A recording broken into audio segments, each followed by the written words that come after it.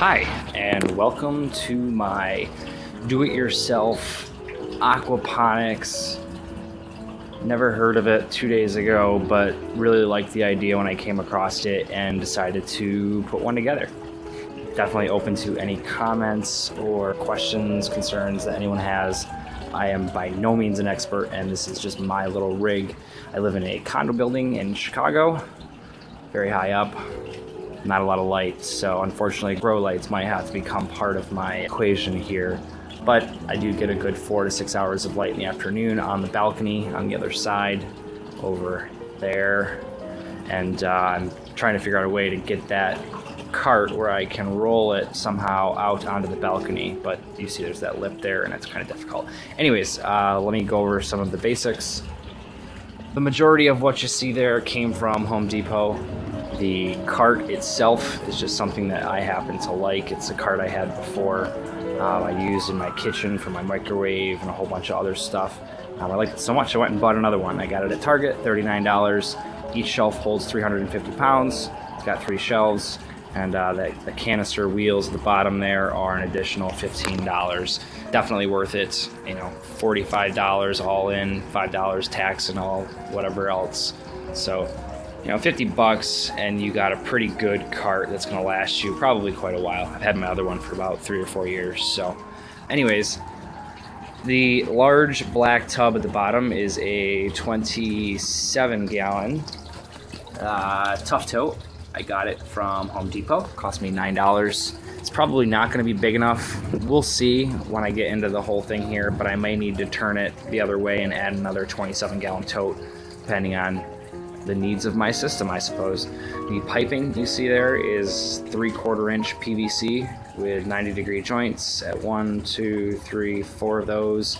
The top tubs here are also from Home Depot. Extremely cheap, $5. Kind of flimsy.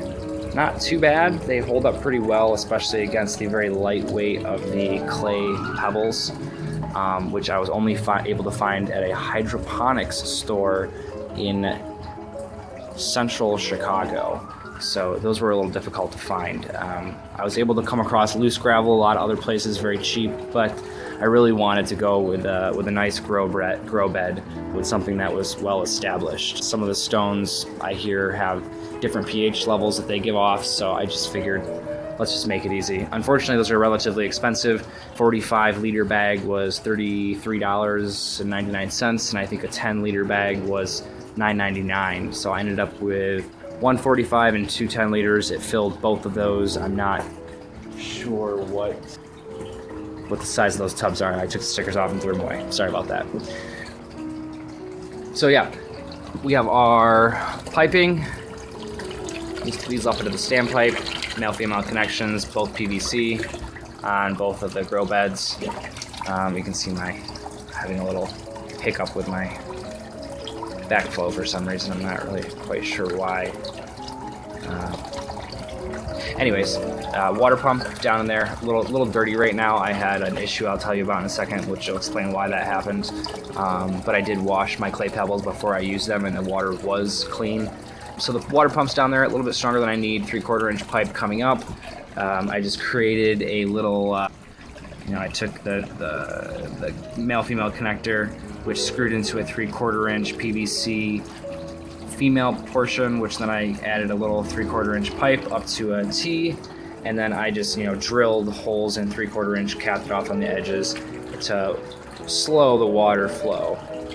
Unfortunately, it's not slow enough, and I'm going to have to take this apart and add in a little control valves on each side so I can slow that down even further.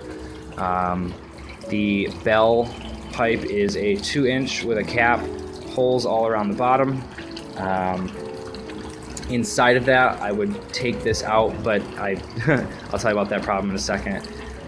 Inside of that is the standpipe, just a regular 3/4 inch, comes up just about to an inch or so below the grow bed line. And that is finally working relatively perfectly. What I had originally done was I put in a 1 1/4 inch PVC pipe, and I had put holes all the way up the bell pipe because I really didn't understand what the purpose of this was. So when I had first finished this system, it was with smaller bell pipes over the standpipe, and I basically had a full bed of water that was just constantly cycling. And I thought that was right. And then I started doing more research and I realized that you don't want those grow beds full of water. You need the roots to get more oxygen, and the top should be relatively dry. So once I figured out that that was what I needed to do, I had to switch out the 1 1/4 for these 2-inch with just the holes in the bottom, not all the way up, just on the bottom, literally only the bottom inch of the pipe, because what the highest level of that pipe is where that water is gonna finally rest. So I got about 1 inch of holes on the bottom of each of these bell pipes, which is helping create the vacuum to suck the water up and keep the siphon going. So now that I understood what that was, the reason for the dirty water was because I had to switch out the 1/4 inch for the 2-inch, and unfortunately I had already placed all of this in here.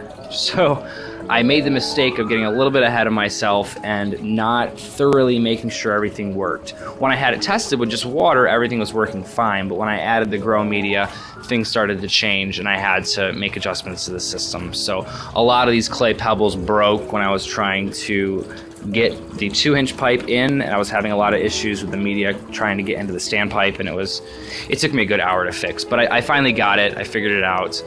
Just word to the wise, use the larger standpipes. I didn't think they were necessary at first, but if you're using a 3/4 inch, you probably should use at least a 2-inch. And if your standpipe is 1 inch, then you probably should use something maybe even larger, like 3 or 4 inch. I don't know. Like I said, not an expert. This is just my first system. I wanted to create something that I could keep in my condo and grow stuff all year round, and then literally be able to take the concept wherever I go, should I go somewhere. So hence the rolling canisters. I still need to find a cover for this here. You see I have an air pump. I did get an air pump because I was not sure if the water coming from the grow beds was going to be enough to aerate the tank. So I figured, from my research, it says more oxygen is not a bad thing. It just bubbles to the top and goes away. So I'd rather be safe than sorry, so I put the air pumps in, and if I have to get another tank, I'll be able to split that off. It's big enough where I can do 2 in one, or in one in each tank. So that's pretty much the system. I'd like to get some control valves, like I said, up here, so I can control the flow of the water. I was able to do it by extending the piping out and creating little holes. I probably could create more holes, but I really needed to slow the flow of that water down. So let's explain how the actual bell pipe, this little thing, works, because I've seen these on all these things. I don't understand it. I didn't understand it until I finally actually got the thing working, and it makes sense at this point. So I'm gonna unplug my system for a second and sort of let these pipes stop draining. I don't have timers on yet. I'd like to get one. I'm still working on how this is going to run constantly, because I'm not home all the time and I don't know if I need a timer or what. All right, so everything is drained. The water is off. It's extremely dirty. I need to figure out what I'm going to do about that, but I might just let it be. I don't really know if I want to take it all out, because our city water here is filled with tons of stuff that they zap it with, fluoride. So this has been sitting for a good 3 or 4 days. But some of the dirt is from the clay pebbles breaking when I had to try to switch out the other caps. All right, anyways, so we see the water line right here, just about 1 inch. It's where it is. Everything's off, so we're gonna plug it in now and get the water flow started and fill these beds. So there we go again.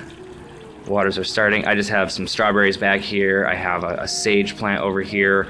I did dump in some tomato seeds, and over here I did some spinach, a couple cucumber seeds, and then a bunch of lettuce over here. I really just wanted to see if they would germinate from the grow beds themselves. I've seen some videos where people have had them germinate, but again, this is just a test. I have a little incubator system. So you see the water? The water's pretty much filled up. We've reached the top of the standpipes, and we should start siphoning here shortly. It's just starting to go.